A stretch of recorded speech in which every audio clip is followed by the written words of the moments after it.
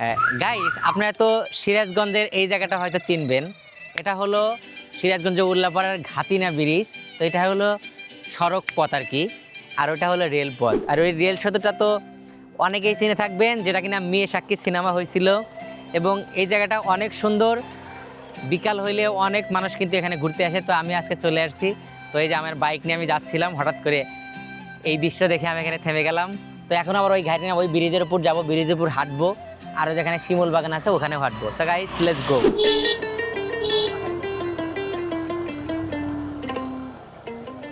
Guys, শান্তি, অশান্তি। Guys, এই জায়গা কিন্তু দেখেন বসন্তর আগমন কিন্তু শুরু হয়ে গেছে। আমার সবচেয়ে ভালো লাগছে যে এখানে দেখেন শিমুল ফুল ফুটেছে। এই ব্রিজটাকে কিন্তু বিভিন্নভাবে সংরক্ষণের চেষ্টা করা হয়েছে। দেখেন পানি উন্নয়ন বোর্ড থেকে কিন্তু এখানে দেখাশোনাও করে, নতুন একটা বিলবোর্ডও করা হয়েছে।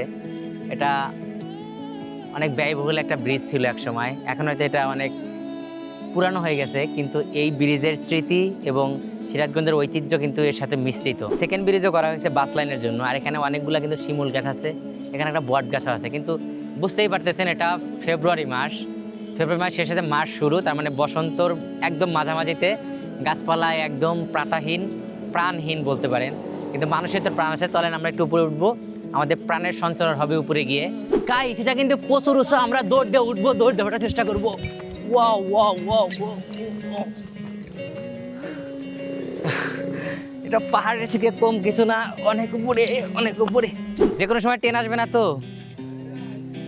ট্রেন দেরি আছে গাইস। এ দেখেন ট্রেনের রাস্তাটা, ব্রিজটা কিন্তু সেই লেভেলের মজবুত মনে হচ্ছে।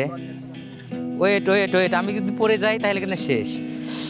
পার মধ্যে সৃষ্টি করতেছে ভাই আমার। গাইস, ধরেন আপনারা ঘুরতে আসছেন এই ব্রিজটা পরিদর্শন করার জন্য, কিন্তু আপনি ট্রেনের কোনো শিডিউল জানেন না। তো ট্রেনের শিডিউল না জানার কারণে আপনি এইখান থেকে প্রায় ওইখানে দূরত্ব কিন্তু প্রায় 200-300 মিটারেরও বেশি হবে। এখান থেকে প্রায় মিনিমাম 10 মিনিট লাগবে যাইতে। তো কথা আমি যখন রওনা দিলাম, আমি ট্রেনের শিডিউলটা জানি না। তো এখন মাঝ রাস্তায় যদি ট্রেন চলে আসে, তাহলে কিন্তু এখান থেকে লাভ দেওয়া ছাড়া কোনো বুদ্ধি নেই। তখন এখান থেকে লাভ দিবেন, ওইখানে কিন্তু এখনকার সময় পানি নেই। তাহলে এখানে কিন্তু একটা লোক সার্বক্ষণিক থাকা প্রয়োজন, আমার যেটা মনে হচ্ছে আর কি। এটা আমি অনেক সময় দেখলাম যে এখানে অনেকে লাভ দিত, কিন্তু এখন তো বর্ষা, পানি একদমই কম। আবার দেখেন এটা কিন্তু অনেক রিস্কি, অনেক বেশি পিছলা আর কি, যে কোনো সময় পড়ে যাবে। তো এটাই কি দেখাইলাম আর কি। ব্রিজটা কিন্তু অনেক বেশি শক্তিশালী, অনেক মজবুত। গাইস, এইখানে দাঁড়ায় এইখানে যদি ছবি ওঠানো যায়, ছবিটা কিন্তু অনেক বেশি ভালো হবে, কারণ এখানে কিন্তু একদম বসন্তের একটা ফিল আসছে।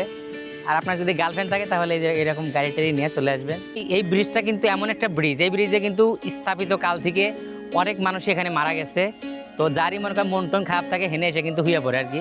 তো আপনার মনে বলে কখনো হইয়া পড়েন না। তো গাইস, আজকের মতো অনেক কথাই বললাম এই ব্রিজ নিয়ে। এখন তো একটা ফটো শ্যুট হবে।